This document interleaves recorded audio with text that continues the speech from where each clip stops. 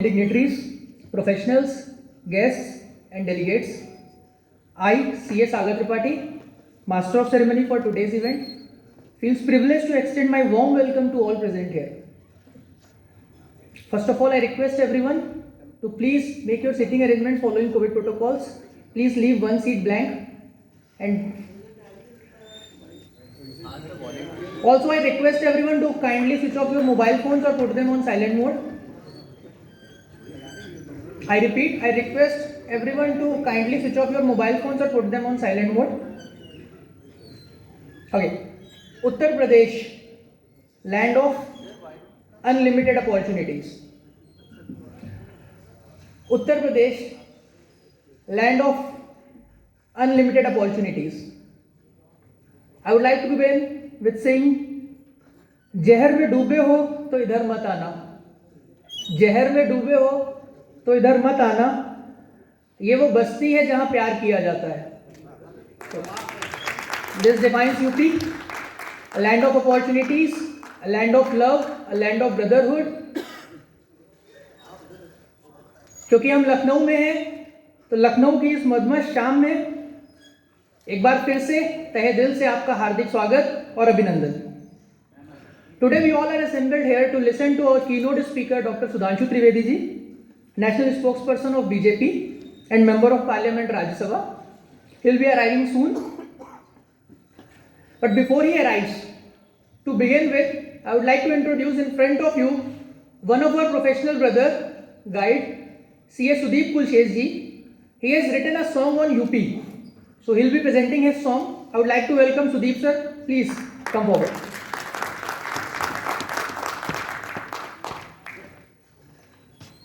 Good evening everybody. Thank you Sagar. एक इससे अच्छा मंच मुझे लगता है कि नहीं मिल सकता था मुझे. तो मैंने धवन साहब से अनुरोध किया कि एक गीत, क्योंकि आप लोग जानते ही हैं जो प्रोफेशनल्स हैं कि हम लोगों को अपनी प्रोफेशनल लाइफ में कुछ भी क्रिएटिव करने का टाइम नहीं मिलता. उसके बावजूद भी मैं सोचता हूं कि अगर थोड़ा सा समय चुरा के हम कुछ लिख पाएँ, अपनी क्रिएटिविटी डेवलप कर पाएँ तो ज़रूर करनी चाहिए. तो मेरा शौक़ है कुछ गीत गज़ल लिखने का. मुझे एक अपॉर्चुनिटी मिली कि मैं यूपी के ऊपर एक सॉन्ग लिखूं. इसका वीडियो अभी नहीं बना है, ऑडियो तैयार हो गया है. एक फ़िल्म आने वाली है कम ऑन यार, अभी शॉर्टली रिलीज़ की जाएगी. उसके प्रोड्यूसर जो हैं उन्होंने इस सॉन्ग को कंपोज तो मैंने किया है, उसके लिरिक्स भी मेरे हैं, और जो सिंगर्स हैं वो हैं हयात हुसैन और बबीता चतुर्वेदी. तो आप लोग सॉन्ग को सुनिए और कैसा लगा ये सुनने के बाद मुझे लगता है कि शायद आपकी तालियां ही बता पाएंगी कि गीत कैसा था. तो प्लीज़ प्ले कर दें सॉन्ग को. Thank you.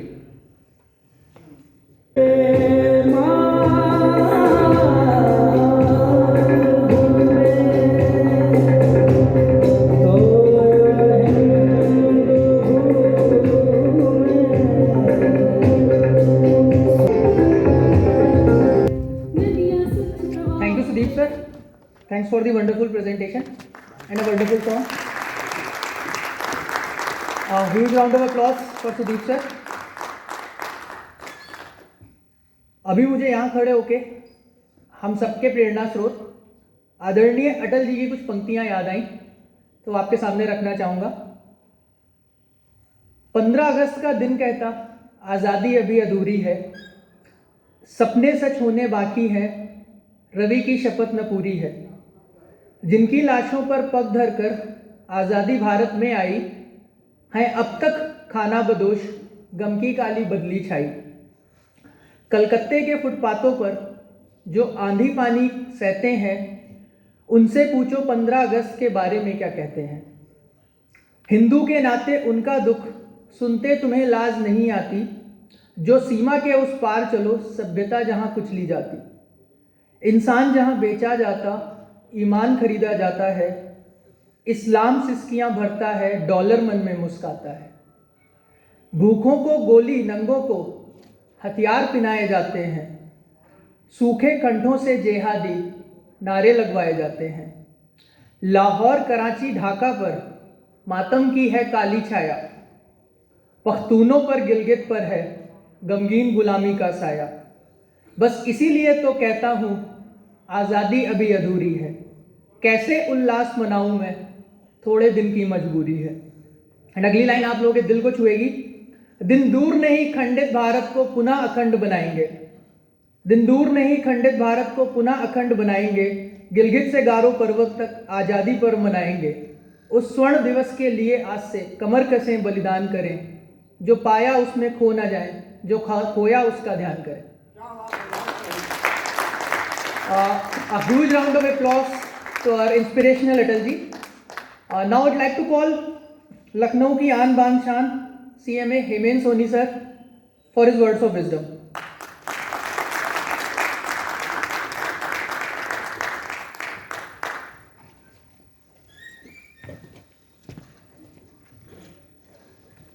Thank you, Sagar, for a wonderful poem, inspirational poem, और याद दिलाने के लिए कि आज़ादी अभी अधूरी है, जिसके लिए हम सब लोग प्रयासरत हैं। मैं CMA हेमेंद्र सोनी इस लक्ष्मणपुर की धरती पर खड़े होकर अपने आराध्य राम को, अयोध्या की धरती को आप सबकी तरफ से और अपनी तरफ से नमन करता हूँ, और आप सभी सम्मानित प्रबुद्ध जनों का अपने तहे दिल से स्वागत करता हूं। और इस कार्यक्रम में, जो कि उत्तर प्रदेश लैंड ऑफ अनलिमिटेड अपॉर्चुनिटीज है, इस संबंध में हमारे सहयोगी अतुल रावत जी आपसे अपने विचार साझा करेंगे। उत्तर प्रदेश ने विगत वर्षों में तेजी से प्रगति की है और लगातार उस पर वो प्रयासरत है, और इस गति में कहीं ना कहीं हम सब प्रोफेशनल्स का प्रत्यक्ष और अप्रत्यक्ष रूप में एक बड़ा योगदान है। इस विषय पर जब मैं बात करता हूं तो कुछ पंक्तियां, क्योंकि ये एक ऐसा टॉपिक है जिस पर अभी बहुत सारे प्रबुद्ध जनों के विचार, डॉक्टर सुधांशु त्रिवेदी जी के विचार हम सबको सुनने को मिलेंगे, तो मैंने सोचा कुछ मैं इससे अलग इतर होकर आपसे कुछ बातें करता हूं। कुछ पंक्तियां मुझको याद आती हैं कि जब भी हम प्रेम की बात करेंगे तो हमको नहीं लगता है कि प्रेम की बात हो और माता जानकी और रामचंद्र जी का जिक्र ना आए। वो सबसे बड़े प्रेमी हैं जिन्होंने सीता माता के लिए सेतु बना दिया, जिसको हम राम सेतु के नाम से जानते हैं, और जिसके प्रत्यक्ष प्रमाण भी हमारे पास हैं। और जब भी हम भक्त की बात करेंगे तो हनुमान जी की बात आएगी, और जब भी हम त्याग, समर्पण, सहकार, वैराग्य की बात करेंगे तो कहीं ना कहीं हमको लक्ष्मण जी की याद दिलाता है। और जब मैं ये 3 शब्द यूज कर रहा हूँ, इस्तेमाल कर रहा हूँ, सहकार, समर्पण, त्याग, वैराग्य, तो ये इसको जब हम इन पंक्तियों को सुनेंगे तो कहीं ना कहीं हम देखेंगे हम सारे प्रोफेशनल्स, चाहे वो चार्टर्ड अकाउंटेंट्स हो, कॉस्ट अकाउंटेंट्स हो, या कंपनी सेक्रेटरीज या अदर प्रोफेशनल्स हो, उनकी तरफ से ये समर्पण की भावना, ये त्याग की भावना, ये वैराग्य, आप सब लोग बड़े प्रतिष्ठित लोग हैं। कहीं ना कहीं हम अपने परिवार का समय काटकर उद्योग के लिए, सरकार की नीतियों के लिए, सरकार की नीतियों का पालन करने के लिए, समाज को जोड़ने के लिए कहीं ना कहीं हम सबका योगदान है। तो हमको लगता है कि उस लक्ष्मण जी के उस त्याग, वैराग्य, इन सब का कुछ ना कुछ अंश हम सब में आया है। तो मैं अपने प्रोफेशनल ब्रदर को लक्ष्मण जी के कुछ अंश की तौर पे देखता हूं।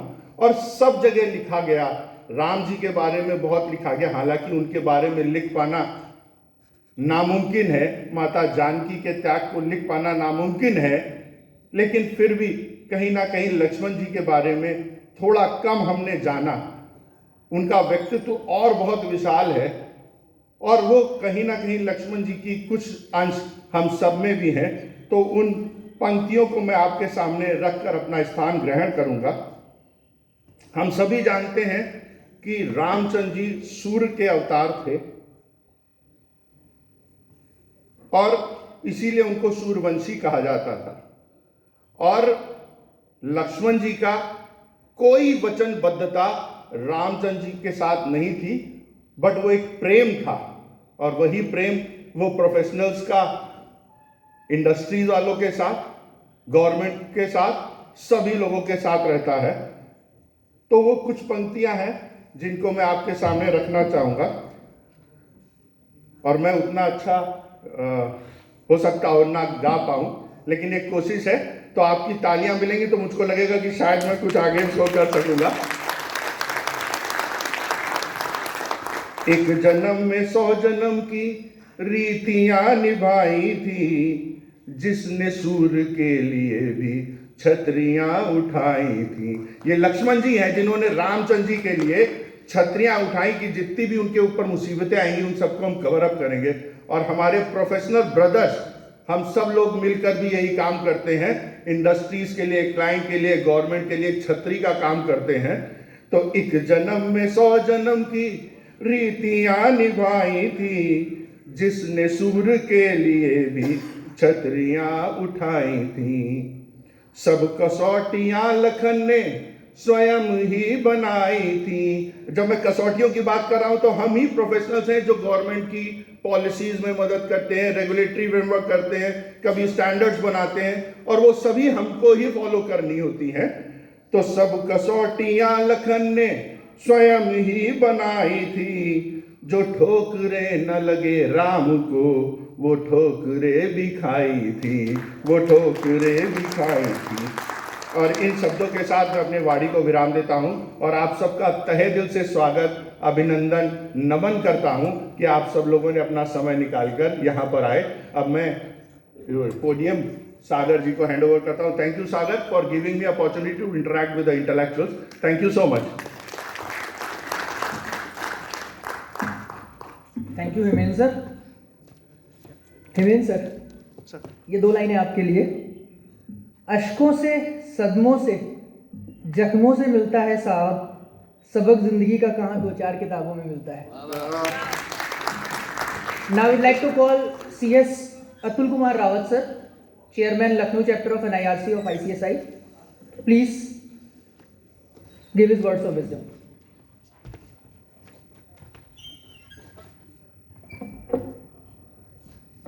First of all, thank you, Sagar.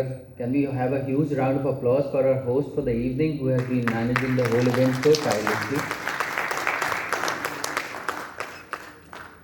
जो अपने जीवन में कठिनाइयों से टकराते हैं, वही विकास के पथ पर आगे बढ़ पाते हैं।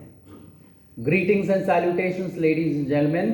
I, Atul Kumar Rawat, Company Secretary, deem it a pleasure to welcome our respected seniors and professional colleagues to this professional meet on Uttar Pradesh, land of unlimited opportunities.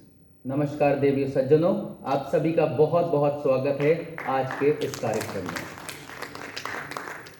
Today India stands tall at the world platform and is galloping in economic reforms, and not only this but the development of the country as a whole. We as professional, where I can see India becoming a global leader, in which Hindi we say Vishwa Guru. Current dynamics of government has shown that India is not only world's largest democracy but also the strongest democracy in the world. With this objective in mind, multiple schemes and initiatives have been launched by the Government of India under the able leadership of our Honorable Prime Minister Shri Narendra Modi ji. The policies have been specially designed, also keeping in mind the future and the future of the professionals sitting across this dais. The company secretaries, the chartered accountants and the cost and management accountants have been giving years of their dedication in the serving not only the profession but the economy and the country as a whole. Various schemes of the Government of India such as Digital India, Startup India, Make in India, Skill India, MSME, Atal Innovation Mission, eBiz Portal, which is the first government business internet platform, are few such schemes launched by the Government of India where we as professionals give our complete dynamics not only for the growth of our profession but as a country and as an economy as a whole. If we talk about Digital India, is no doubt brought the revolutionary change for each and every age group, and each kind of profession. Pandemic was tough and hard on each one of us. But our institute, our professional bodies, in hands with the Government of India, have been kind enough to cater the economy even in these hard times. Now let me bring you on to the topic that says Apna Pradesh, Uttar Pradesh. Under the able leadership of the Honorable Chief Minister Yogi Adityanath ji, जिनको हम सब प्यार से योगी जी बुलाते हैं, उनकी visionaries leadership से आज उत्तर प्रदेश उत्तम प्रदेश बनने के पद पे चल चुका है। 4 साल पूरे हो गए और कुछ ही दिनों में हम देखेंगे कि एक बार और इलेक्शंस हैं। बट उसके पहले अगर हम प्रोफेशनल्स की बात करें तो यहाँ पे जो स्कीम शुरू हुई उनका कुछ नाम यूपी रोजगार मेला, यूपी श्रम विभाग योजना, portal like UP Nivesh Mitra single window portal to facilitate ease of doing business in UP has ensured that every deserving person has been given an opportunity to earn and learn. Professionals in the initial years used to try and move out of the city from Lucknow and look out for opportunities in metro cities like Delhi, NCR, Bangalore and other cities. But under the able leadership of the current government, we have been lucky enough to help our professionals, not only the generations in the past, but the younger generations who have been ably sitting across this city and helping the profession. To sum up my thought, the process on today's era of Lucknow, I can happily say, Lucknow is known as City of Nawabs. But if we keep on working in hand with the government of Uttar Pradesh and of Government of India, under the visionary leadership in coming years, the City of Nawabs will surely convert into City of Professionals. With these words, I say thank you and I leave with a thought that says, जिंदगी में जब भी आप टूटने लगे तो सब्र रखना, क्योंकि निखरते वही हैं जो पहले बिखरते नहीं हैं। जय हिंद, बहुत बहुत धन्यवाद।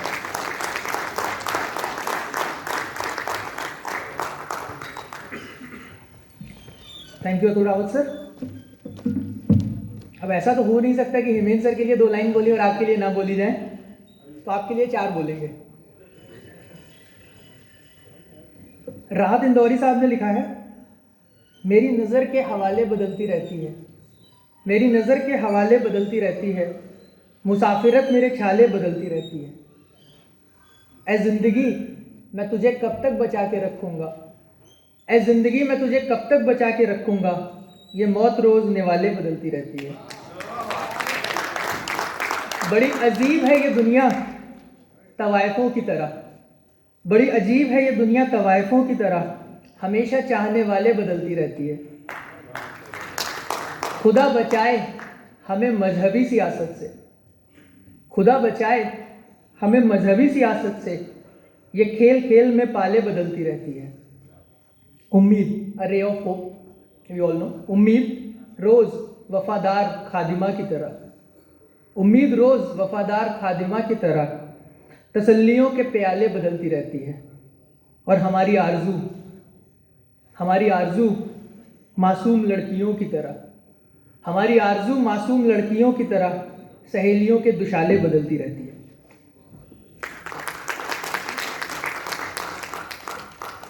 Thank you Hemendra sir, thank you Atul Rawat sir. Our keynote speaker is arriving very soon, so we'll be about to begin in 2-3 minutes. Till the time we are starting, मैं कुछ फैक्ट्स रखना चाहूँगा जो अभी रिलीज हुए हैं, जो शायद हमको ये इंस्पिरेशन देते हैं, ये थॉट्स देते हैं कि yes, UP is transforming, Uttar Pradesh is transforming, yes, we have this land, the land of opportunities, the land with its inherent strengths, present demographics and future growth potential is an attractive investment destination in India.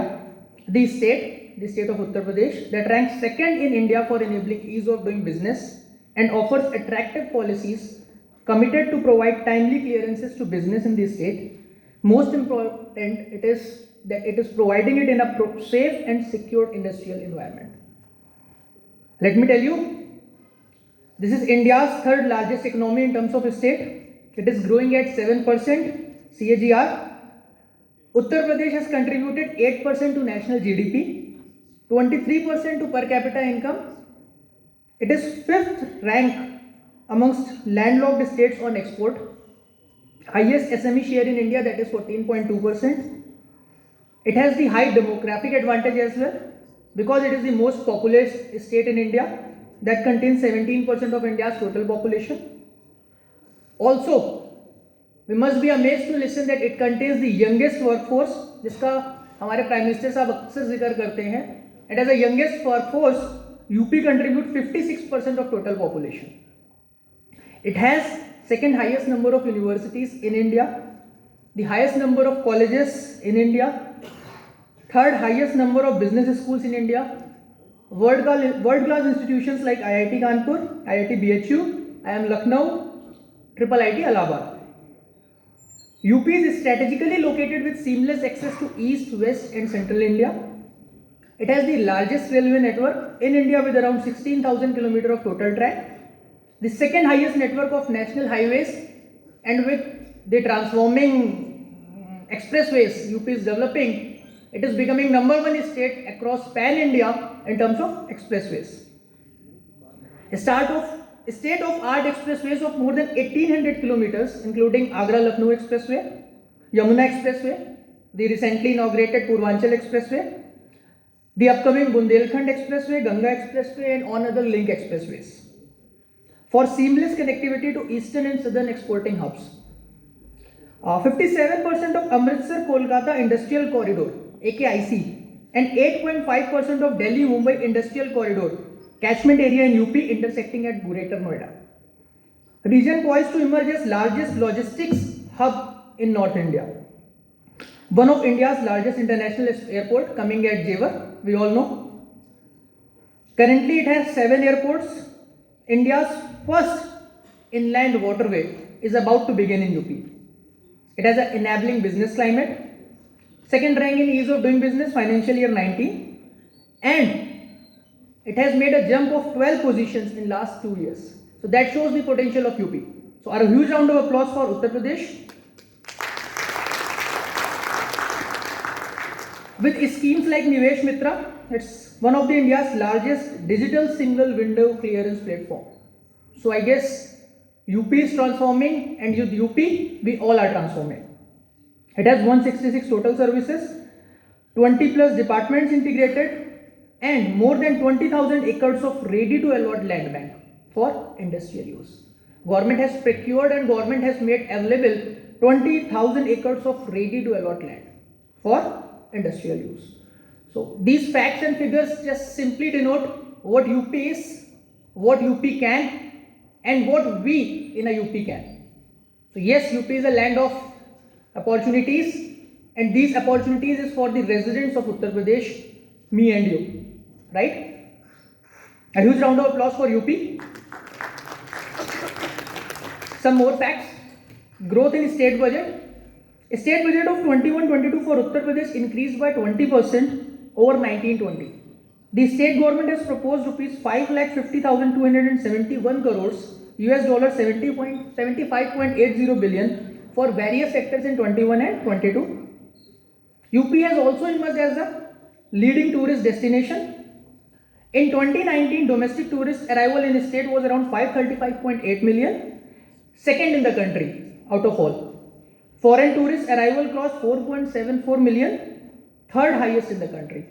And rupees 640 crore, $88.16 million has been allocated under the state budget 21-22 for the development and beautification of our ancestral land Ayodhya.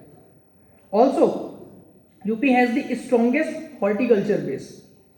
Uttar Pradesh is the largest producer of food grains in India and accounted for about 17.83% share in the country's total food grain output in 18-19. Major food grains produced in this state include rice, wheat, maize, millet, gram, pea.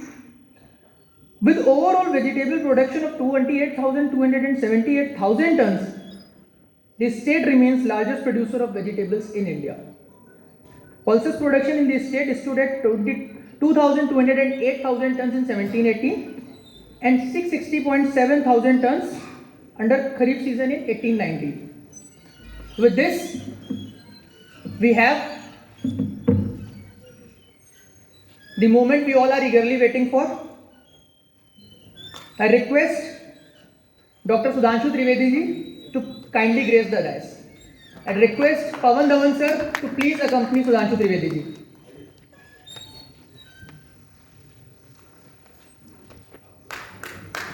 A huge round of applause for our speaker.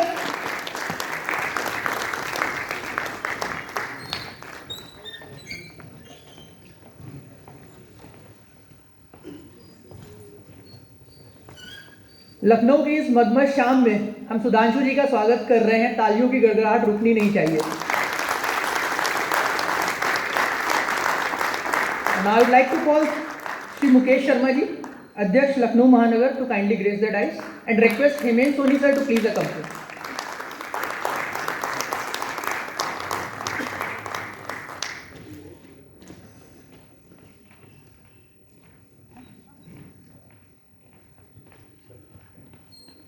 Now request the honorable dignitaries present here and all the committee members to please join for lighting of lamp.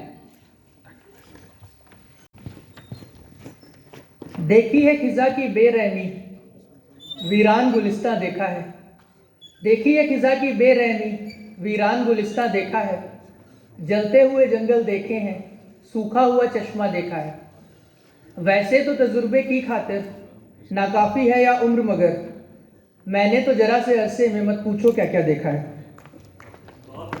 With this, I request Pawan Dhawan sir to please come forward for welcome address.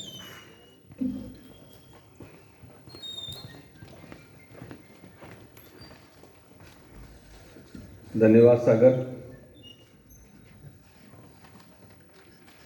आज इस professional meet का आयोजन हमारे chartered accountant बंधुओं, cost accountant बंधुओं और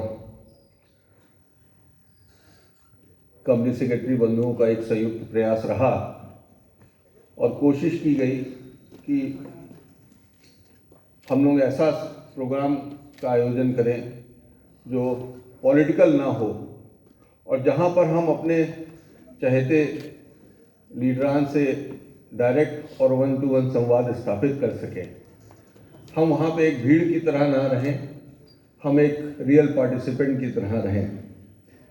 ऐसा एक प्रयास हमने 2019 में भी किया था और उस वक्त भी सुधांशु जी को अपने प्रोग्राम में आमंत्रित किया था, लेकिन दुर्भाग्य था माननीय प्रधानमंत्री जी ने उनको कुछ स्पेशल जॉब उस वक्त असाइन की उस दिन के लिए, जिसकी वजह से उनको अपने प्रोग्राम को कैंसिल करना पड़ा था। और आज हमने जब ये इस प्रोग्राम का सोचा और इसको प्लान किया, 19 तारीख की तिथि तय की, उस वक्त शायद हम लोगों के संज्ञान में ये चीज़ नहीं थी कि आज का दिन लखनऊ, आज का और आने वाले 2 दिन लखनऊ के लिए इतने महत्वपूर्ण होंगे कि हम लोगों का प्रोग्राम जो है उस भीड़ में शायद कहीं नहीं नज़र आ रहा है। उसकी कोई शिकवा नहीं है, उसका कोई गिला नहीं है। आज अच्छी बात यह है कि हमारे बीच में जो हमने उस वक्त प्रयास किया था और उस वक्त सुधांशु जी अपनी व्यस्तता के कारण नहीं आ पाए थे, आज वो हमारे बीच में हैं। जोरदार तालियों के साथ आप सब उनका स्वागत कीजिए। और ये एक अच्छी बात है कि आज हमको उनसे 1-to-1 रूबरू होने का, उनकी बातें सुनने का, अपनी बातें कहने का पूरा भरपूर समय मिलेगा। हाँ, एक छोटी सी इसमें दिक्कत और आना पड़ी है। जैसा कि आप सब जानते हैं कि आज सुबह ही प्रधानमंत्री जी ने जो फॉर्म बिल्स को लेके जो निर्णय लिए हैं, तो चूँकि सुधांशु जी हमारे पार्टी के राष्ट्रीय प्रवक्ता हैं और उनको पार्टी की तरफ से अपना पार्टी का पक्ष रखने के लिए आज दिन भर सुबह से ही इनको तमाम जिम्मेदारियां दी हुई थी। और एक समय ऐसा आ चुका था कि जब हम लोगों को ये शायद तय करना पड़ रहा था कि आज का प्रोग्राम फिर हम लोग कैंसिल करें, लेकिन हमने अपनी बात रखी और उन्होंने हमारी बात सुनी और उस हमारी बात कहने और सुनने के बीच में उन्होंने एक बहुत अच्छा रास्ता निकाला कि पवन जी, मैं आपके शहर लखनऊ, अपने शहर लखनऊ ही मुझको आना है, तो मैं ज़रूर आऊँगा और बाकी जो मुझे पार्टिसिपेट करना है डिबेट्स में, मैं लखनऊ में ही स्टूडियो सेटअप करके मैं उन डिबेट्स में पार्टिसिपेट करूँगा। मैं उनका बहुत आभारी हूँ, बहुत बहुत हृदय से धन्यवाद उनका कि वो अपनी तमाम व्यस्तताओं और ऐसी इमरजेंट सिचुएशंस के बीच में भी उन्होंने हम लोगों के लिए समय निकाला। ये वास्तव में हम लोगों के लिए बहुत ही उन्होंने कृतज्ञता की है। और हमारे बीच में हमारे नगर अध्यक्ष भारतीय जनता पार्टी के माननीय मुकेश शर्मा जी भी हैं, जो मेरे भाई हैं, बड़े भाई हैं बिल्कुल, और उनका मुझे समय समय पे पॉलिटिकल गाइडेंस भी मिलता रहा है कि कैसे प्रोग्राम आयोजित करने हैं, कैसे लोगों को साथ में जोड़ना है। और अभी उन्होंने पीछे कुछ ही समय में मुझको कुछ जिम्मेदारी भी दी, उसके लिए भी उनका बहुत बहुत धन्यवाद। हाँ, ये आज की चर्चा शुरू करने से पहले हम कुछ बातें, आज के जो विषय हमने सोचा था जिस पे हमको चर्चा करनी थी कि Uttar Pradesh a land of unlimited opportunities, ये हम लोगों ने जो पिछले 5-7 साल में अपने देश में बदलाव देखा है वो अद्वितीय है, विलक्षण है। वो सोच जो देखी है, वो सोच शायद हम लोगों ने कभी भी अपने सपने में नहीं सोचा था कि हमारा देश इस तरह के परिवर्तन को आभास भी कर सकता है। लेकिन वो सारे परिवर्तन आज हम कार्यान्वित होते देख रहे हैं। ये बड़े गर्व की बात है कि 2017 में जब उत्तर प्रदेश के इलेक्शंस थे, उस इलेक्शंस में भी हम जनता के बीच जाके और हमारी जनता ने जिस ढंग से भारतीय जनता पार्टी को पूर्ण बहुमत दिया, उस वक्त भी हम लोगों को ये आभास नहीं था कि हम लोगों को योगी जैसा मुख्यमंत्री मिलेगा। लेकिन इलेक्शन के रिजल्ट आए और माननीय योगी जी जैसे हम आदित्यनाथ योगी जी जैसे हम लोगों को मुख्यमंत्री मिले। और पिछले 4-4.5 साल में उन्होंने इस प्रदेश के लिए जो करके दिखाया है, हम लोगों की आशाओं और आकांक्षाओं को और ज़्यादा बड़ा कर दिया है। आज प्रदेश से लेके हमारी अपेक्षाएं और बड़ी हो गई हैं। आज जो है जो उत्तर प्रदेश अपने देश के अंदर ही हम लोग यूपी के भैया के नाम पे जाने जाते थे, हम लोग ये जाने जाते थे कि हम लोग एक बीमारू प्रदेश से हैं, हम लोगों की कोई अपने देश के अंदर ही पहचान नहीं थी। तो आज वो यूपी जो है एक अंतर्राष्ट्रीय स्तर पे उसने अपनी पहचान बना दी है। आज तमाम इन्वेस्टमेंट जो इंडिया से ही नहीं विदेश से भी तमाम इंडस्ट्रीज, तमाम कंपनीज, तमाम फॉरेन कोलैबोरेशंस हमारे इस प्रदेश में हो रहे हैं और प्रदेश में एक विकास की नई गाथा लिखी जा रही है। हाँ, योगी आदित्यनाथ जो मुख्यमंत्री का उन्होंने हमारे सामने एक उदाहरण प्रस्तुत किया है, ये मैं जानता हूं और आप सब जानते हैं कि उस मुख्यमंत्री के रूप में तो जो हम लोगों ने उत्तर प्रदेश में देखा है कि केवल लुटियन जोन्स की प्रॉपर्टीज़ को कैसे अपने नाम से रजिस्ट्री करानी है, चाहे वो माल एवेन्यू हो, चाहे वो विक्रमादित्य मार्ग हो, वो मुख्यमंत्री उन रजिस्ट्रीज को कराने में ही अपना पूरा समय बिता देते थे। लेकिन आज हमारे मुख्यमंत्री ने जो एक उदाहरण प्रस्तुत किया है, वो वास्तव में एक उत्तर प्रदेश को किस तरह से आगे ले जाने का वो काम कर रहे हैं। चाहे वो कोरोना काल का समय हो, उस कोरोना काल में जब पूरा देश और विदेश सब जगह एक विलक्षण सी स्थिति थी, हम सब परेशान थे, हम सब के परिवारों में त्रासदी हुई, लेकिन उस एक अकेले आदमी ने अपनी टीम को साथ में लेके जिस ढंग से उत्तर प्रदेश के 20-22 करोड़ जनता की सेवा की, उस सेवा का ये फल मिला कि उत्तर प्रदेश देश की सबसे ज़्यादा आबादी वाला प्रदेश होते हुए भी आज वहाँ पे कोरोना के केसेस बिल्कुल शून्य हो चुके हैं। ये बहुत हमारे लिए गर्व की बात है कि हमारे पास एक ऐसा मुख्यमंत्री है जो हमारे लिए सोचता है। साथियों, इन सारी चीज़ों को और बहुत सी बातें हैं आपके साथ कहने की, लेकिन शायद हमको आज जो मौका मिला है मैं वो मौका नहीं खोना चाहता हूं और अपनी बात को यहीं विराम देके एक बार जोरदार तालियों से फिर से सुधांशु जी और मुकेश जी का स्वागत और वंदन, अभिनंदन, और इन शब्दों के साथ मैं अपनी बात को यहीं विराम देता हूं। धन्यवाद। Thank you Dhawan sir. हमारे बीच में लखनऊ के renowned heart specialist doctor VK Puri ji हैं। हम उनका हार्दिक स्वागत करते हैं, अभिनंदन करते हैं।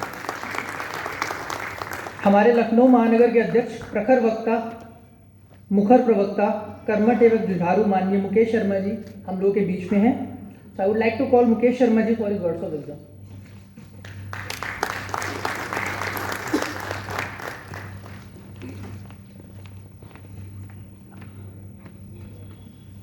आज की इस प्रोफेशनल मीट में मुख्य वक्ता के रूप में उपस्थित राज्यसभा सदस्य, पार्टी के प्रवक्ता, वरिष्ठ नेता आदरणीय सुधांशु त्रिवेदी जी, कार्यक्रम के आयोजक आदरणीय पवन धवन जी, हिमेंद्र सोनी जी, अतुल रावत जी, राघव सिंह जी और कार्यक्रम में उपस्थित सभी वरिष्ठ जन, आप सभी का इस कार्यक्रम में स्वागत है।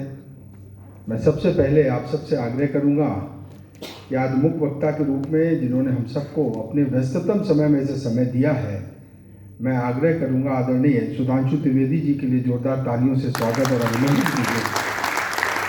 निश्चित रूप से बहुत कम अवसर मिल पाते हैं कि आप जैसा प्रखर वक्ता, इनके पास अपार ज्ञान का भंडार, हम जब टीवी डिबेट्स में सुनते हैं तो किसी भी विषय पर जब आदरणीय सुधांशु जी बोलते हैं तो लगता है घंटों घंटों तक आपकी बात सुनते रहें और बहुत सी नई जानकारियां जिनके माध्यम से हमें प्राप्त होती हैं। और आज पवन धवन जी के माध्यम से आज इस चर्चा में जिनके विषय को, जिनकी बातों को हम सबको सुनने का अवसर मिलेगा। मैं आदरणीय पवन धवन जी को इस कार्यक्रम के लिए बहुत अच्छे विषय को उन्होंने चयन किया है, यूपी लैंड ऑफ अपॉर्चुनिटीज़। वास्तव में ये विषय इसीलिए चर्चा में आया है क्योंकि हाल के वर्षों में जिस प्रकार से उत्तर प्रदेश की छवि को लेकर लोगों के दृष्टिकोण में देश और विदेश में उत्तर प्रदेश को देखने का जो नज़रिया था, वो हाल के 5 वर्षों में जब से मुख्यमंत्री आदरणीय योगी आदित्यनाथ जी के नेतृत्व में उत्तर प्रदेश आगे बढ़ा है, एक बड़ा परिवर्तन उत्तर प्रदेश में आया है। और उत्तर प्रदेश के संदर्भ में अगर कहा जाए कि 4-5 वर्ष पूर्व उत्तर प्रदेश को जिस प्रकार से पहचाना जाता था, हम सब भी अगर देश के प्रदेश किसी अन्य प्रदेश में जाते थे या विदेश में भी उत्तर प्रदेश को माना जाता था कि उत्तर प्रदेश की लॉ एंड ऑर्डर व्यवस्था सबसे खराब है। उत्तर प्रदेश के साथ एक चीज़ और जोड़ी जाती थी कि उत्तर प्रदेश में करप्शन बहुत ज़्यादा है। ये 3-4 ऐसे विषय थे जिससे उत्तर प्रदेश के पिछड़ेपन को दर्शाता था। बिजली वितरण व्यवस्था में कहा जाता था कि अगर आपके क्षेत्र में कोई वीआईपी लीडर है, उसकी कॉन्स्टिट्यूएंसी है, तब तो आपको बिजली मिलेगी, अन्यथा बिजली वितरण में वीआईपी कल्चर को अडॉप्ट किया जाता था पिछली सरकारों में। अनेक बहुत से ऐसे विषय थे, मगर हम ये कह सकते हैं कि आदरणीय योगी आदित्यनाथ जी के नेतृत्व में जब से वह मुख्यमंत्री बने हैं, उत्तर प्रदेश में एक बहुत बड़ा परिवर्तन आया है।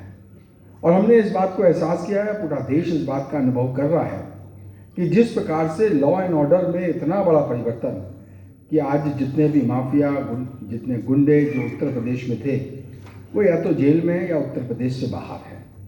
भ्रष्टाचार में हमने इस चीज़ को अनुभव किया है कि हमारे मुख्यमंत्री ईमानदार, उनकी पूरी कैबिनेट ईमानदार। आज उत्तर प्रदेश के किसी भी मंत्री के ऊपर कोई करप्शन का चार्ज नहीं है, यही बदलता हुआ उत्तर प्रदेश है। इलेक्ट्रिसिटी को लेकर भी हम कह सकते हैं कि आज उत्तर प्रदेश में कोई वीआईपी कल्चर नहीं। जन सामान को बिजली गाँव में 16 से 18 घंटे, तहसील में 20 घंटे और शहरों में 24 घंटे इलेक्ट्रिसिटी का वितरण है। और डेवलपमेंट में भी उत्तर प्रदेश ने वास्तव में अपनी पहचान बनाई है। आज 5 एक्सप्रेसवे पे काम चल रहा है।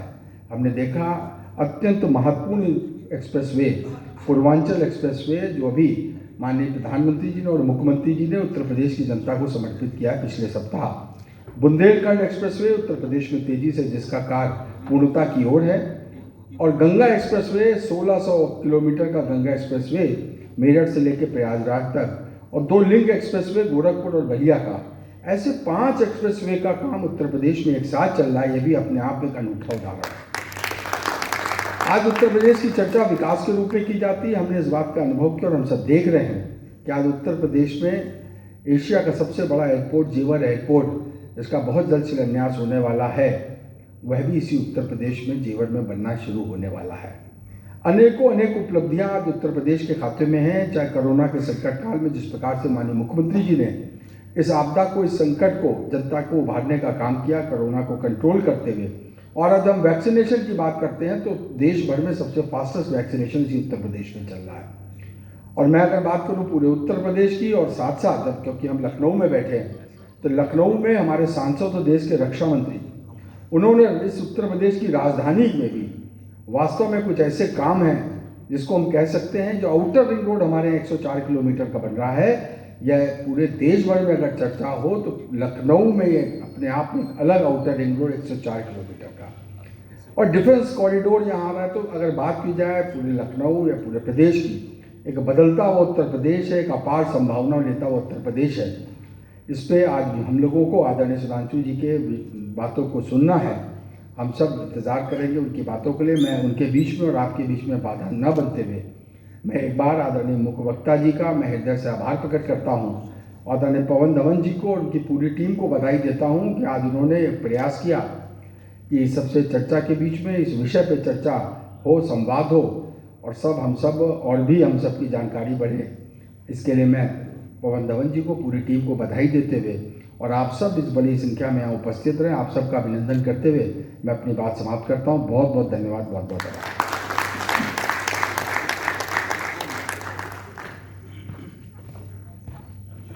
Thank you, Mukesh sir. Now I'd like to call C. Anshul Agarwal to please come forward and formally introduce our keynote speaker, Sudhanshu Trivedi ji. Thank you, Sagar. Dr. Sudhanshu Trivedi ji is a member of Rajya Sabha and national spokesperson for BJP. He is from Lucknow. He is a PhD in mechanical engineering and has served as faculty in several Indian universities. He has been invited at various international forums. He was invited by Government of Singapore as Young Political Leader in 2014. He was also invited in Tokyo for Young Leaders Program for Japan in 2008. He was information advisor to the Chief Minister of UP. He is the youngest ever political advisor of the President of any national party in India. First time he became at the age of 35. He is one of the rare young political leaders of India who was invited by both US and China in their respective Young Leaders Program. In 2014 general elections, he was one of the 4 members of a very high-level committee of BJP to look after media and publicity campaign. Thank you. Over to Sagar. Thank you, Anshul. There is an announcement. After the deliberation of our keynote speaker Sudhanshu Trivedi ji, we will be having a Q&A session, question and answer session. The audience, whosoever is interested to ask some question to our speaker, is requested to coordinate with our volunteers, and you can write down your questions in a chat and hand it over to the volunteers. So here's the moment we all are waiting for. Now I request Dr. Sudhanshu Trivedi ji to please address this august gathering. Sir.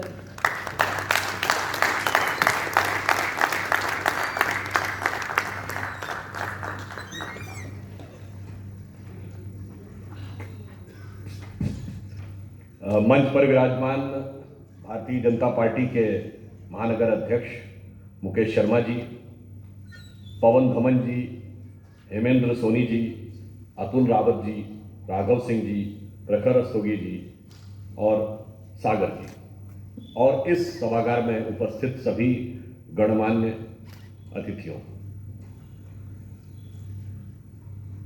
जब हम इस topic पे बात करते हैं land of opportunities, वैसे तो मैं ये बात कह दूं जो आज पवन जी ने कहा, आज एक बार फिर मॉर्निंग में ऐसी परिस्थिति उत्पन्न हुई थी कि लगा था कि कार्यक्रम कैंसिल करना पड़ेगा, क्योंकि प्रधानमंत्री जी ने ये निर्णय लिया। फिर हम लोगों को ये था कि टीवी पर जाना है उस विषय को रखने के लिए, तो फिर हमने बात किया कि इस कार्यक्रम को समाप्त करने के बाद तुरंत जाना होगा, तो इसलिए मैंने सोचा कि एक बार पहले हो चुका है, दूसरी बार नहीं होना चाहिए। देखिए, जब हम यहाँ लैंड ऑफ अपॉर्चुनिटीज की बात करते हैं तो मुझे ध्यान आता है कि भारत और उत्तर प्रदेश, इसके बारे में धारणा क्या थी और अब परिवर्तन क्या आया है। मुझे याद आता है 2008 का वर्ष था, मैं अमेरिका में ACYPL American council for young political leaders program में गया हुआ था। वो बैरक ओबामा जी का इलेक्शन ईयर था। भारत और भारत की प्रतिभा के बारे में वहाँ के जनमानस में क्या अवधारणा थी, उनका मुझे स्टेटमेंट याद है। नॉर्थ कैरोलिना में उन्होंने बोला था, मुझे डेट भी याद है, 11 या 12 सितंबर 2008 की बात है।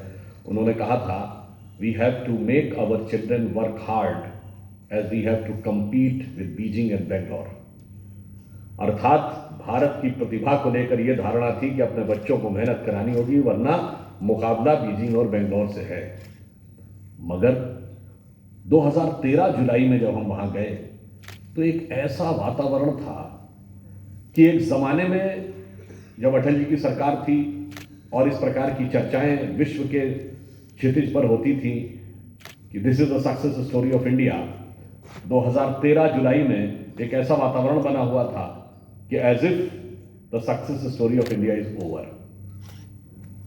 बहुत कई प्रमुख जो व्यवसाय जगत के लोग थे उनसे मिले, बहुत सारे सेनेटर और कांग्रेसमैन से मिले, तो ऐसा लगा जैसे उनके मन में धारणा आई है कि भाई भारत की सक्सेस स्टोरी का विषय अब समाप्त हो गया।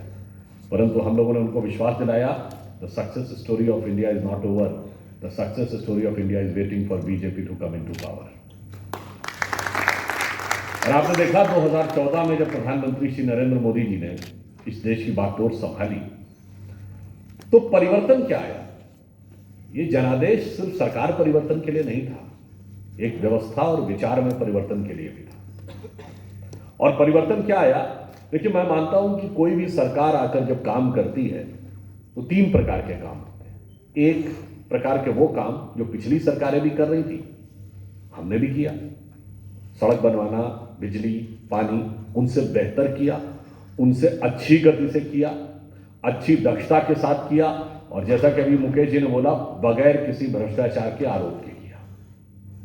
दूसरा, कुछ वो काम जो उन्होंने सोचा होगा मगर करने की हिम्मत नहीं कर पाए। जैसे उदाहरण के लिए कोई सोचता होगा कि किस प्रकार से भारत में परिवर्तन ला सकते हैं, फॉर एग्जाम्पल जीएसटी। अब जीएसटी एक ऐसा निर्णय था जो पूर्ववर्ती सरकारों ने भी सोचा, मगर वो उसको मूर्त रूप देने की क्षमता या हिम्मत नहीं दिखा पाए, तो हमारी सरकार ने वो भी करके दिखाया। फिर कुछ एक ऐसे काम होते हैं जो पूर्ववर्ती सरकारों ने सोचा भी नहीं और हमने करके दिखा दिया, जिसमें धारा 370 और ट्रिपल तलाक जैसे मामले थे।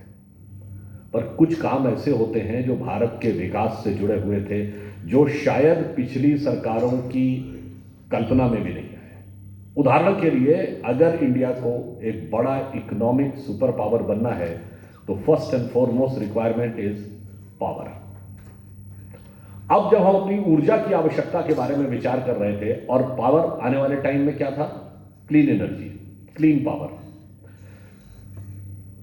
तो आपने देखा कि एलईडी बल्ब से शुरू होकर बात सोलर एनर्जी तक गई है। तो पूर्ववर्ती सरकारों ने सोचा होगा, सोलर एनर्जी जिस गति से उसको हमारी सरकार ने आने के बाद परिवर्तन किया, वो नहीं सोचा होगा, और ये कदापि नहीं सोचा होगा कि इंटरनेशनल सोलर अलायंस बनाया जाएगा और उसका केंद्र भारत के गुरुग्राम में होगा। यानी हम सोलर एनर्जी के वर्ल्ड लीडर बन के उभरेंगे, यह विचार उनके ध्यान में नहीं आया। दूसरा एक उदाहरण देता हूं, फिर मैं उत्तर प्रदेश पे भी आता हूं।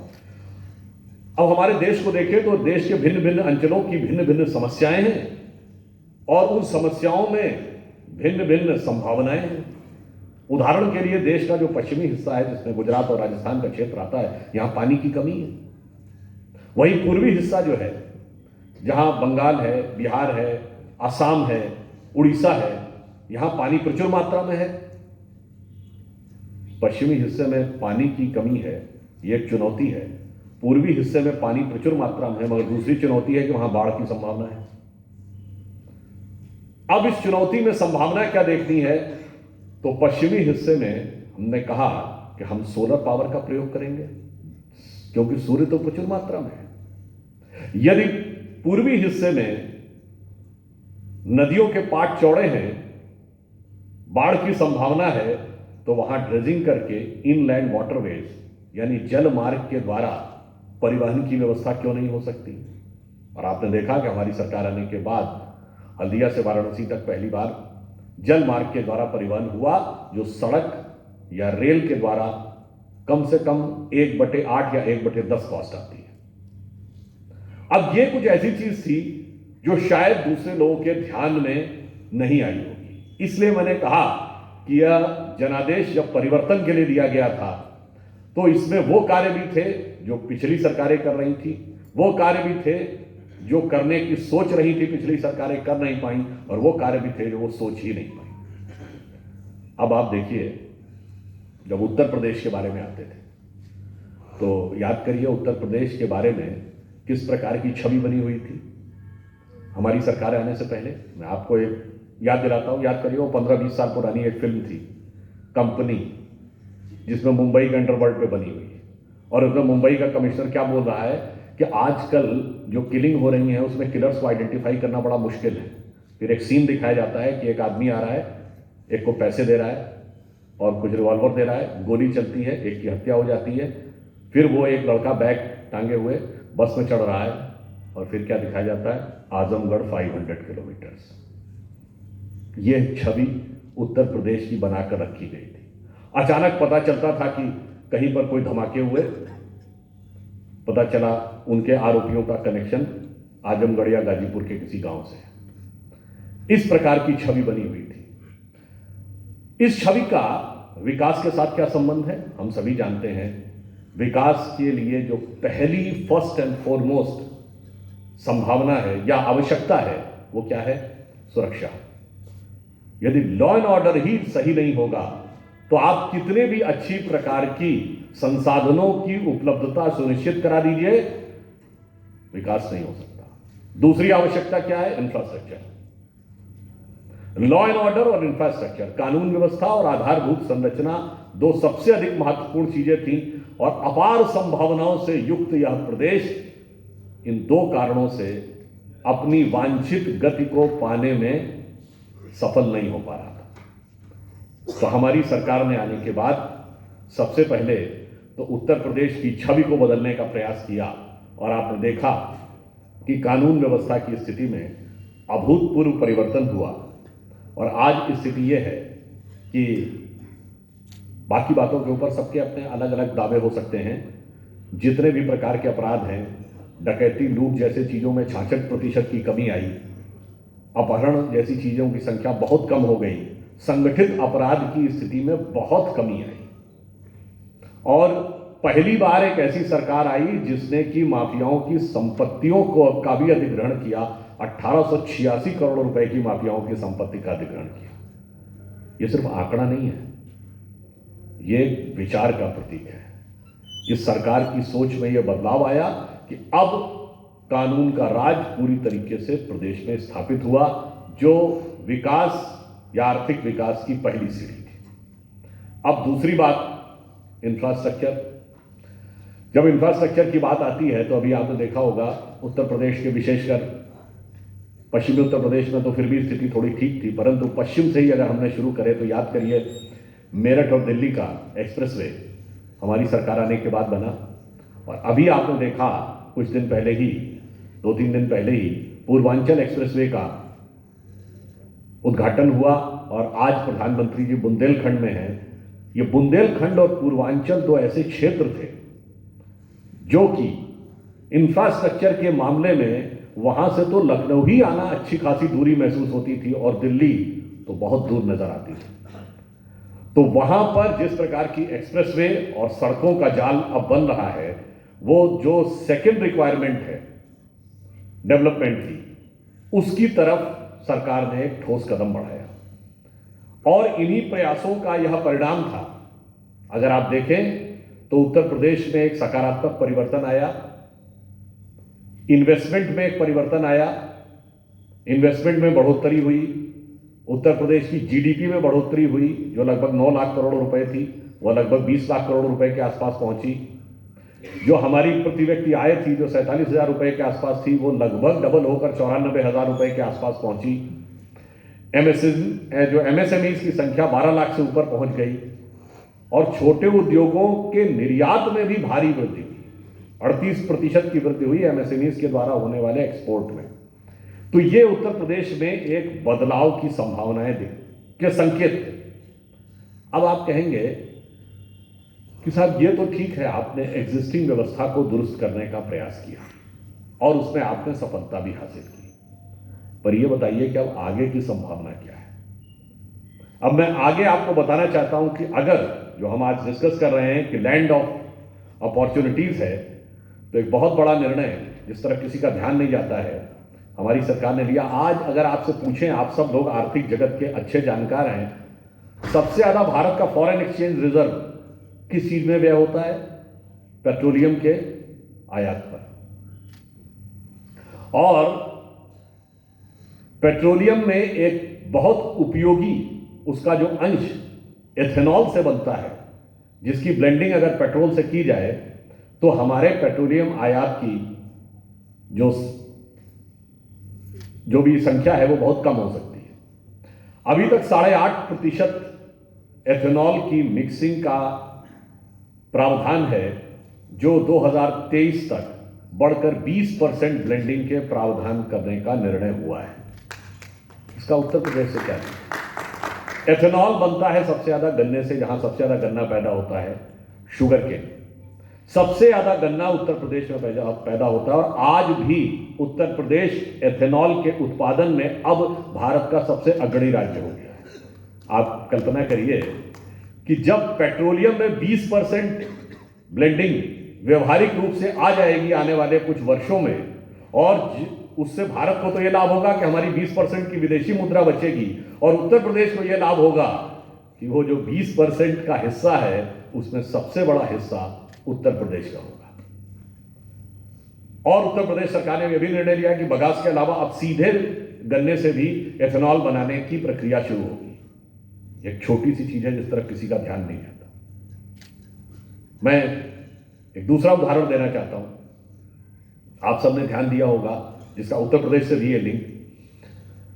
देखिए, हम लोग, हमारे वैज्ञानिक, हमारे अंतरिक्ष वैज्ञानिक, हमारे रक्षा से जुड़े हुए इंजीनियर्स इतने सक्षम थे कि हमने मंगलयान बना लिया, हमने चंद्रयान बना लिया, मगर लड़ाकू जहाज नहीं बना सकते थे। ये बात तर्कसंगत लगती है। हम इंटरकॉन्टिनेंटल बैलिस्टिक मिसाइल बना सकते थे, पर एसॉल्ट राइफल नहीं बना सकते थे। ये बात गले के नीचे उतरती है? नहीं। हकीकत में हम बनाना नहीं चाहते थे। पूर्ववर्ती सरकारों का लंबे समय तक यह एक निर्णय रहा कि ऐसे ऐसे रक्षा उत्पाद, आप याद करिए, हमें तो बचपन की याद है, स्वर्गीय राजीव गांधी जी के जमाने में अग्नि का प्रक्षेपण हुआ 1989 में, यानी मीडियम रेंज मिसाइल हम उस जमाने में बना रहे हैं, और चेक पिस्टल इंपोर्ट कर रहे हैं। तो भाई ये कौन सा तर्क है कि जो देश मिसाइल बना सकता है वो पिस्तौल नहीं बना सकता है? हमारी सरकार ने आने के बाद एक परिवर्तन किया और यह निर्णय लिया कि अब इंडिजिनस डिफेंस प्रोडक्शन को, यानी जो हमारा घरेलू रक्षा उत्पाद है, उसको बढ़ाया जाएगा, और 2 डिफेंस कॉरिडोर, एक तमिलनाडु और एक उत्तर प्रदेश में खोलने का निर्णय हुआ। और आप सब लोगों के, शायद कुछ लोगों की जानकारी में हो अथवा कुछ लोगों की जानकारी में ना हो, अब यह निर्णय हुआ है कि उत्तर प्रदेश में ब्रह्मोस मिसाइल, जो हमारा लॉन्ग रेंज मिसाइल है, उसकी मैन्युफैक्चरिंग अब उत्तर प्रदेश में होनी शुरू होगी। और लखनऊ के पास जो यूनिट बनेगी, जिसके के लिए भूमि का आवंटन भी उत्तर प्रदेश सरकार ने कर दिया है, और अभी तक मेरी जानकारी के अनुसार एयरफोर्स से उनको 10,000 करोड़ रुपए का ऑर्डर भी मिल चुका है। आप सोचिए, ये वो होती है जो बेसिक फंडामेंटल मैन्युफैक्चरिंग यूनिट्स।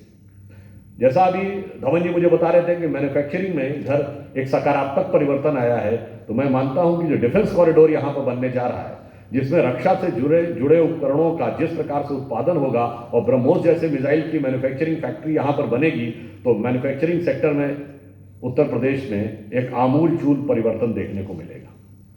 रोजगार के सृजन के साथ साथ ये आपके लिए प्रतिष्ठा सूचक भी होता है कि देश की रक्षा के इतने संवेदनशील उपकरण, जो अभी तक के माना जाता था कि, मतलब कहना चाहिए कि, खैर वो पॉलिटिकल बात नहीं कहना चाहता, क्योंकि हमारे एक कुछ लीडर कहते हैं ना कि उत्तर की बातें तो सतही होती हैं, गंभीरता नहीं होती है, एक युवा नेता ने कहा था। तो एक ऐसी ही कुछ धारणा जो बनी रहती है, तो हम लोगों ने उससे बाहर निकल के दिखाया कि गंभीर औद्योगिक विकास और गंभीर चीजों का, जो आवश्यक चीजें हैं, उनकी मैन्युफैक्चरिंग इस उत्तर प्रदेश से होनी शुरू हो। मैं एक तीसरा उदाहरण बताता हूं। इंफ्रास्ट्रक्चर के साथ साथ आजकल एक और इंफ्रास्ट्रक्चर है, दैट इज डिजिटल इंफ्रास्ट्रक्चर। आप इमेजिन करिए, हमारे देश के वैज्ञानिक सुपर कंप्यूटर बना सकते थे, पर 2014 में जब हमारी सरकार आई केंद्र में, तो उससे पहले भारत में केवल मोबाइल बनाने की 2 फैक्ट्रियां थी, जबकि चाइना के बाद हम सबसे बड़े मोबाइल के कंज्यूमर देश थे, यानी मोबाइल हैंडसेट की बात कर रहा हूं जो हम और आप सब यूज करते हैं। अब 140 से अधिक फैक्ट्रियां हैं और दुनिया में मोबाइल बनाने वाली सबसे बड़ी फैक्ट्री सैमसंग की, दुनिया की सबसे बड़ी फैक्ट्री उत्तर प्रदेश के नोएडा में।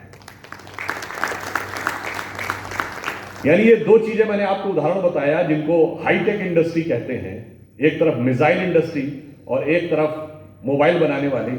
ये दोनों चीजों में बदलाव आपको पिछले कुछ वर्षों में देखने को मिला। तीसरी चीज होती है डिजिटल नेटवर्क, डिजिटल इंफ्रास्ट्रक्चर।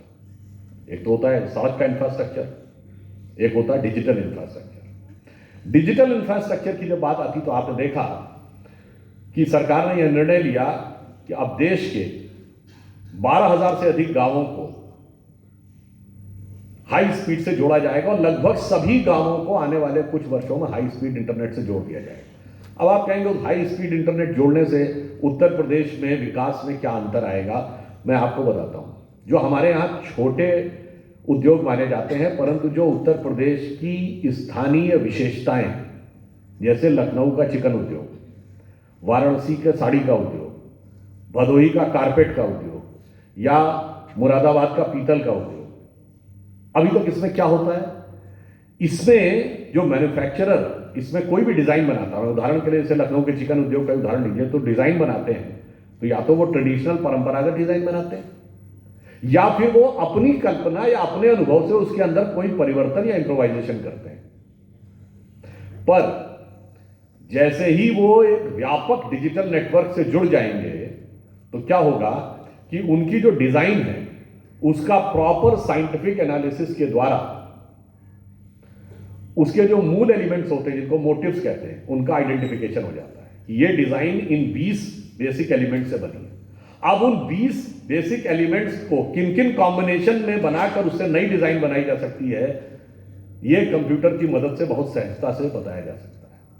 और तीसरा, डिजिटल नेटवर्क से कनेक्ट होने से क्या होगा, हम बना तो सकते हैं वो डिजाइन, मान लीजिए हमारे पास इसमें 10 डिजाइन बनाने की संभावनाएं हैं, पर अंतरराष्ट्रीय बाजार में या मार्केट में किस डिजाइन की डिमांड ज्यादा है वह जानकारी वो डिजिटल नेटवर्क हमारे उस कारीगर को उपलब्ध कराएगा और उसके आधार पर न सिर्फ अच्छी स्टैंडर्डाइज डिजाइन बनेगी बल्कि वो सीधे उस डिमांड के आधार पर बनेगी जो अंतरराष्ट्रीय मार्केट में होगी, ताकि उसके लिए एक अवेलेबल मार्केट भी उत्तर प्रदेश के जिले से सीधे यूरोप या अमेरिका के मार्केट में उपलब्ध होगा।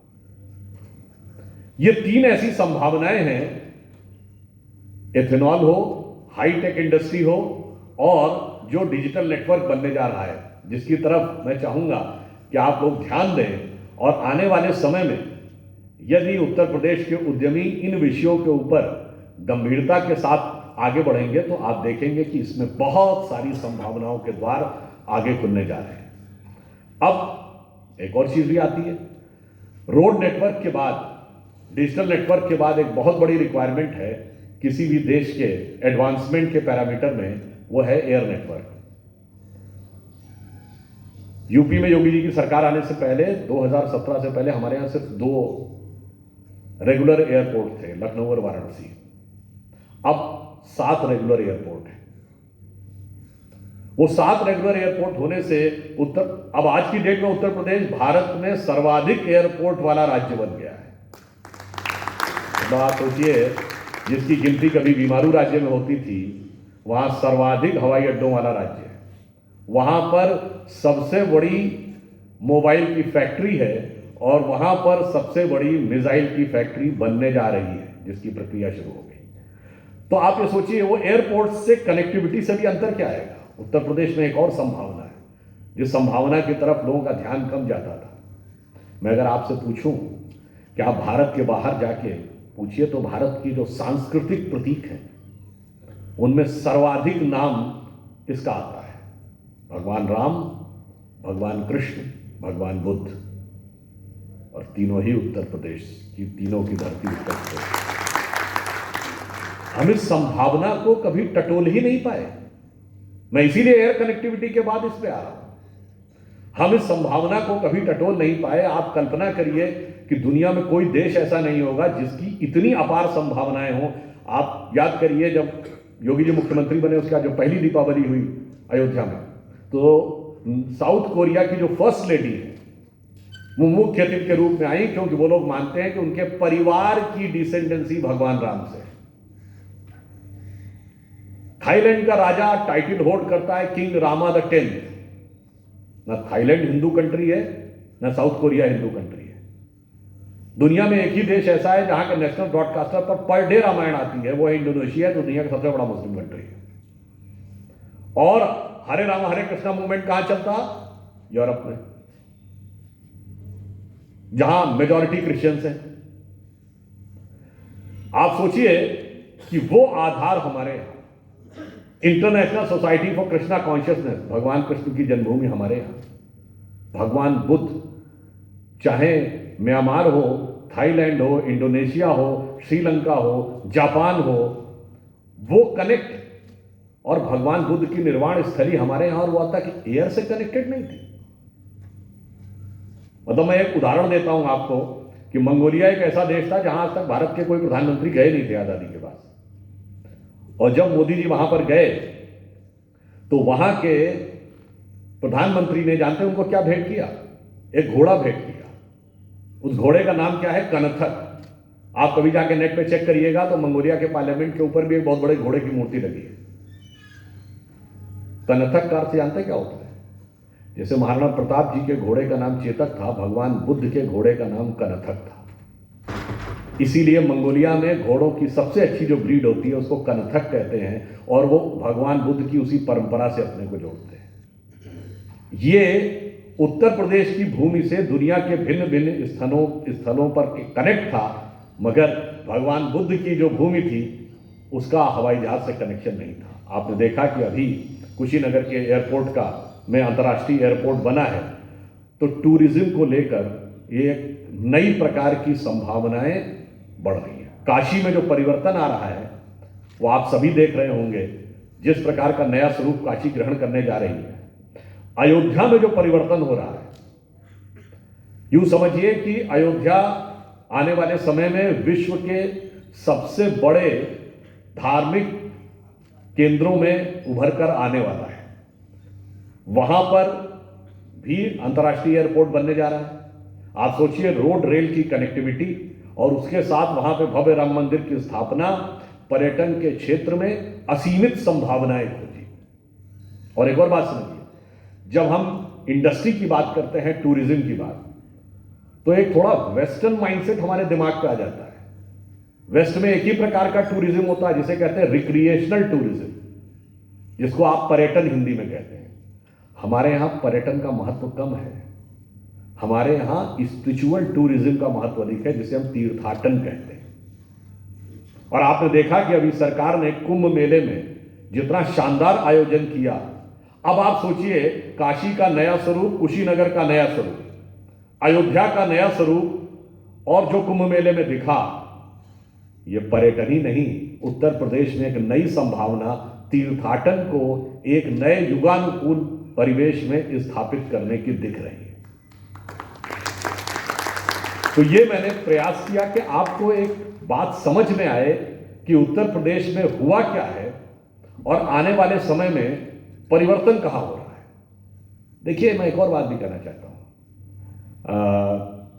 एक जमाना था जब हम उत्तर प्रदेश की बात करते थे, कुछ साल पहले ही, तो खासकर पूर्वांचल की बात करें तो पूर्वांचल किन लोगों के लिए जाना जाता था? अबू सलेम, छोटा शकील, मुख्तार अंसारी, अतीक अहमद। आज उसी आजमगढ़ में राजकीय विश्वविद्यालय, गोरखपुर में एम्स, काशी में काशी विश्वनाथ की नई उभरती हुई छवि और अयोध्या का नया स्वरूप, तो चाहे विकास हो, शिक्षा हो, चिकित्सा हो, संस्कृति हो, सब में एक नया परिवर्तन दिखाई पड़ रहा है। और अंत में मैं एक और बात भी कहना चाहूँगा। देखिए, कभी कभी चीज़ों को समझना चाहिए। जो आप लोग बुद्धिजीवी लोग हैं, जरा डॉट्स को कनेक्ट करना चाहिए। बहुत दिन तक हम लोग जब टीवी की डिबेट में जाते थे तो मैं आपको एक और संभावना बता रहा हूँ, एक उदाहरण बता रहा हूँ। 2013 की बात है। तो उस समय अमित शाह जी जनरल सेक्रेटरी के रूप में आए अयोध्या और उन्होंने कहा कि हमारी दिल की इच्छा है कि भव्य राम मंदिर बनना चाहिए। तो मेरे जो साथ टीवी डिबेट में कांग्रेस के एक प्रवक्ता महोदय थे, उन्होंने कहा कि भाई आज हम इमर्जिंग इंडिया की बात करते हैं, इकोनॉमिक सुपर पावर की बात करते हैं। The aspiration of the youth is for adopting the new technology. Where does Ram Mandir fits in the new high tech emerging economic super power of India?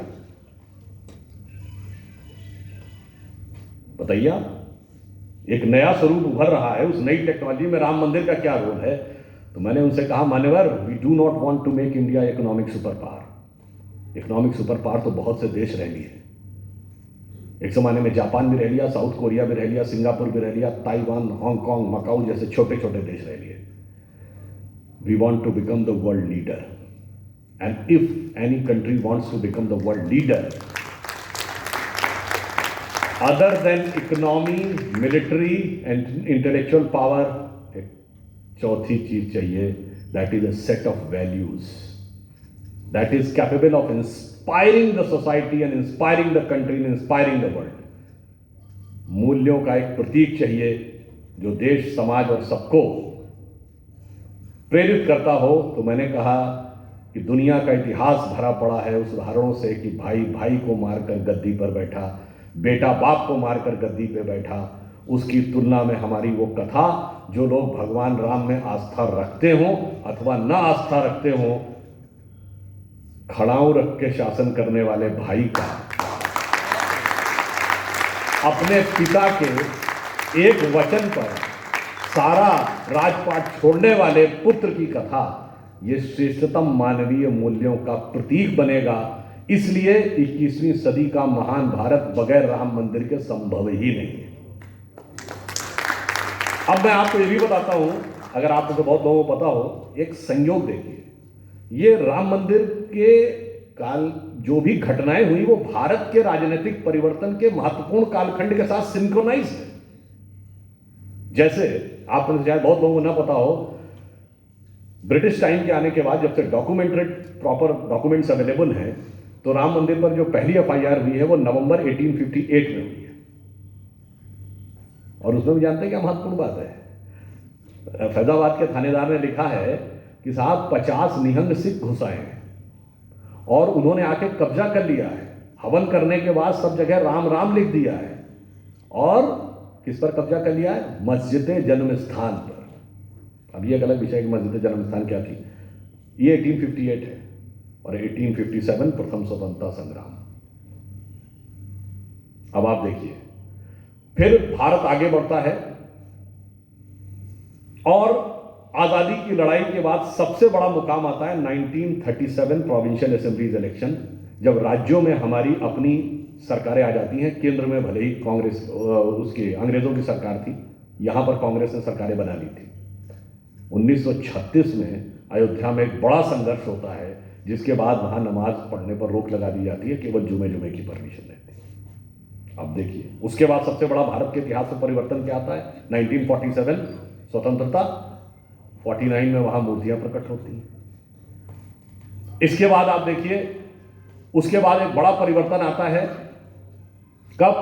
1990 और 92, न्यू इकोनॉमिक पॉलिसी, सारा नेहरूवियन मॉडल हम छोड़ते हैं और एक ग्लोबलाइजेशन का दौर आता है। नरसिम्हा राव जी के समय में, डॉक्टर मनमोहन सिंह उस समय वित्त मंत्री थे और देश जहां 1 बिलियन से नीचे हमारा फॉरेन एक्सचेंज रिजर्व रह गया था, वहां से बदलता है। समाज में नया बदलाव आता है, राजनीति में नया बदलाव आता है, और यही वो समय है जब श्री राम जन्मभूमि आंदोलन शिखर के ऊपर पहुंचता है।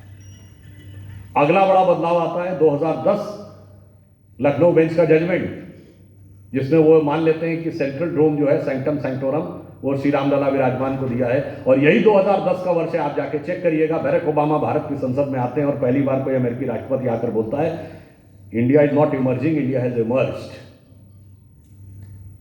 और जब 2019 में जजमेंट आता है और 2020 में, तो भारत श्री नरेंद्र मोदी जी के नेतृत्व में और उत्तर प्रदेश योगी जी के नेतृत्व में एक नई ऊंचाई की तरफ आगे बढ़ता दिख रहा होता है। तब शिलान्यास होता है। अर्थात राम मंदिर कोई इमारत नहीं थी, ये भारत के विकास के कालक्रम के पड़ाव थे। इसलिए राम मंदिर की तिथि तभी आनी थी जब भारत अपने विकास के शिखर की तरफ बढ़ना था। भारत के विकास की पताका और राम मंदिर की पताका एक साथ आकाश में दिखाई पड़नी थी और वह समय आ गया है। इसलिए मैं कह रहा हूं संभावनाएं तय हैं। और अंत में कहूंगा, अरे भाई पॉलिटिकली भी देखें तो उत्तर प्रदेश में बहुत संभावनाएं रहती हैं। लोग कहते हैं उत्तर प्रदेश से सबसे ज्यादा प्रधानमंत्री हुए, मगर मान्यवर उत्तर प्रदेश से जो प्रधानमंत्री हुए, उत्तर प्रदेश की उदारता भी देखिए और उत्तर प्रदेश की संभावना भी देखिए। नेहरू परिवार उत्तर प्रदेश का था क्या? नहीं, वो तो कश्मीर के थे। प्रधानमंत्री यहां से आके बने, चाहे जवाहरलाल नेहरू, इंदिरा जी, राजीव जी। अटल बिहारी वाजपेयी जी मध्य प्रदेश के थे, प्रधानमंत्री उत्तर प्रदेश से।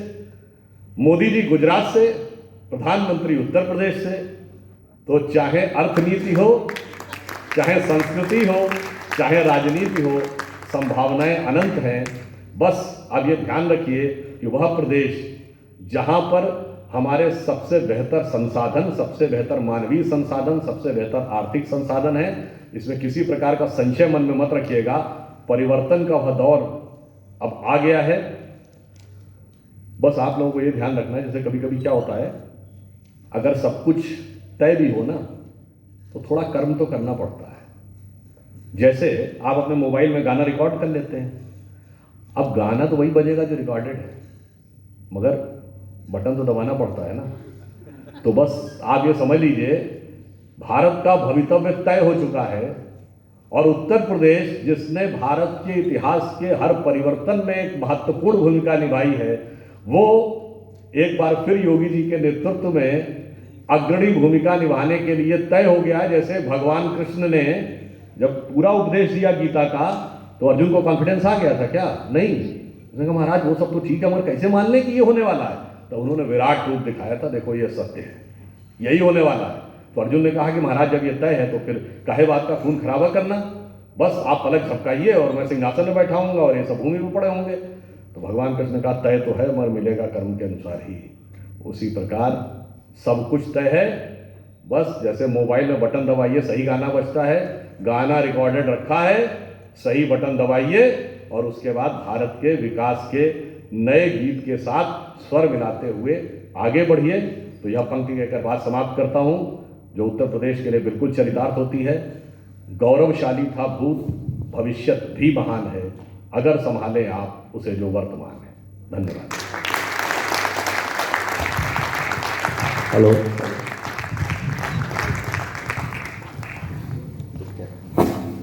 A huge round of applause for Sudhanshu Trivedi ji. Sir के इस वक्तव्य से प्रेरित होकर बस एक लाइन कहूंगा, मनुष्य को अपनी ओर खींचने वाला यदि दुनिया में कोई असली चुंबक है तो वह प्रेम है। सर क्वेश्चन आंसर पूछिए। कर सकते हैं इसके बारे में आप कुछ? देखिए, जो आपने प्रश्न किया बहुत महत्वपूर्ण बात है। होता क्या है कि ये सिर्फ एक विचार की बात है, मनोभाव बदलने की बात। उदाहरण के लिए इसी उत्तर प्रदेश के लोग, अब आप देखिए, सॉफ्टवेयर में जाकर बहुत अच्छा काम सिलिकॉन वैली में कर रहे हैं, वो भी तो यहीं के हैं। अगर एक भाई वहां जाकर अच्छा काम कर रहा है, दूसरा भाई यहां पर आकर क्यों काम करने में इंटरेस्टेड नहीं है? एक माइंडसेट जो बन जाता है। जैसे मैं एग्जाम्पल देना चाहता हूं, जब मोदी जी आए, उन्होंने स्वच्छ भारत की बात कही, तो हमारे यहाँ तो ये इस्टेब्लिश्ड माइंडसेट माना जाता था ना कि पान का गुटखा खाने के बाद रैपर फेंक ही देना, पान खाने के बाद कहीं थूक ही देना, सिगरेट ऐसे ही फेंक देनी है। परंतु आपने देखा कि बदलाव आया। अब लगभग हर व्यक्ति आप में से महसूस करता होगा कि अगर उसके हाथ में कुछ है तो वो आसपास देखता है कि कहाँ पे डस्टबिन है, कहाँ जाकर चेंज करें।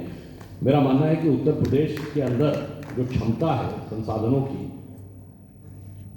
मनोवृत्ति का बदलाव थोड़ा सा ज़्यादा समय लेता है। उस बदलाव की शुरुआत हो चुकी है। इसीलिए मैंने जो अंत में कहा था ना, अगर संभालें आप उसे जो वर्तमान है, हम बदलाव करेंगे तो आप देखिएगा यह विकास की गति बहुत तेजी से आगे बढ़ेगी। सर, अगला क्वेश्चन जो है,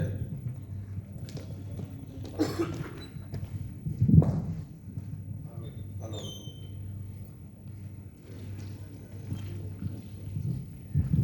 जो आज सुबह ही मोदी जी ने जो निर्णय लिया है फॉर्म लॉस को लेकर, उसके विषय में बहुत अजीब से वास्तव में लोगों को अच्छा नहीं लगा कि माननीय प्रधानमंत्री जी ने जिस निर्णय को किसानों के हित में निर्णय को लिया था आज उसको रिपील किया। ये एक राजनीतिक निर्णय हो सकता है क्या, या इसके क्या और रिपरकशंस हैं? क्या हम ये एक ऐसा प्रेसिडेंस तो नहीं सेट कर रहे हैं जिससे कि आने वाले समय में जो हमारी सरकार और जो सुधार लेना चाहेगी उसमें कहीं एक रुकावट पैदा करेगी? देखिए, जहाँ तक राजनीति के संदर्भ में उदाहरण देना चाहता हूँ, उत्तर प्रदेश में 75 जिला पंचायतों में 67 हम जीते, तो निश्चित रूप से कोई राजनीतिक कारण होने की संभावना नहीं है।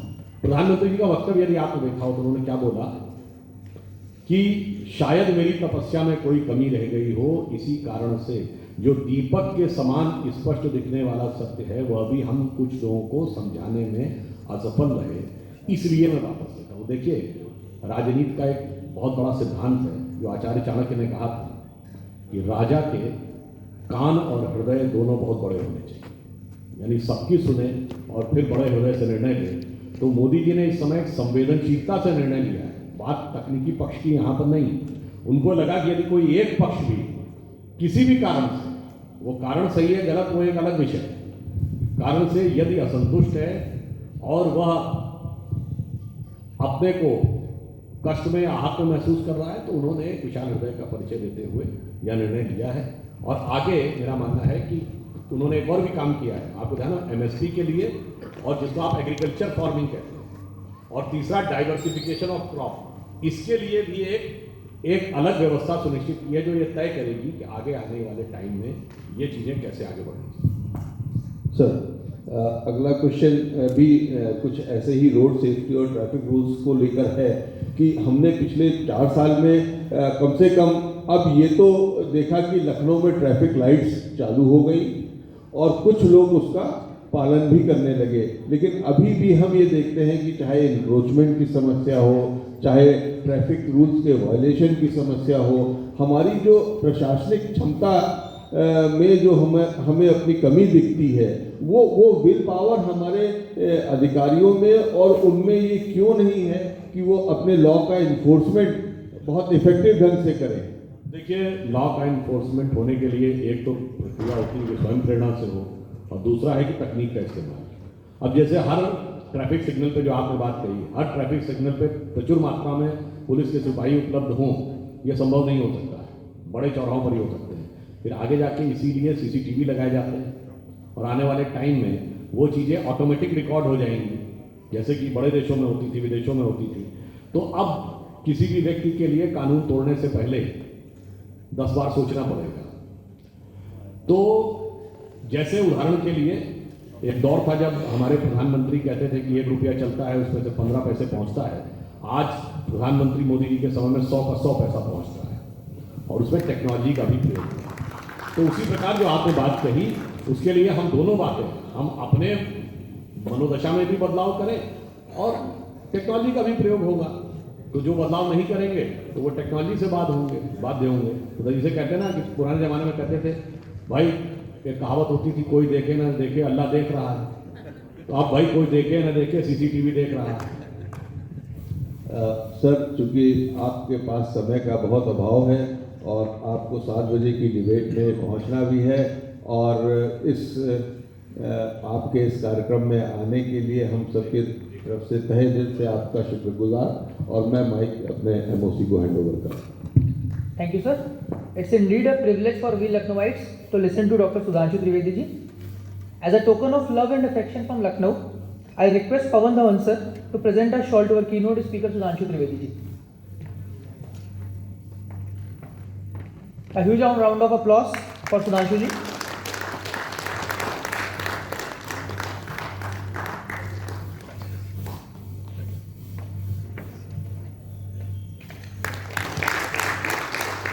Also, I request C. Raghav ji to please come forward and present a planter sapling to our keynote speaker Sudhanshu ji.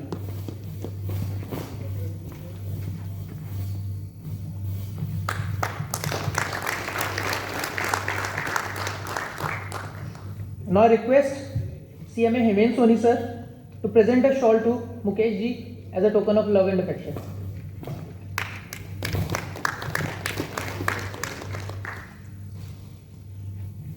दोस्तों तालियों की गड़गड़ाहट रुकनी नहीं चाहिए। Now I request C. Anshul Agarwal to please come forward and present a sapling to Mukesh ji.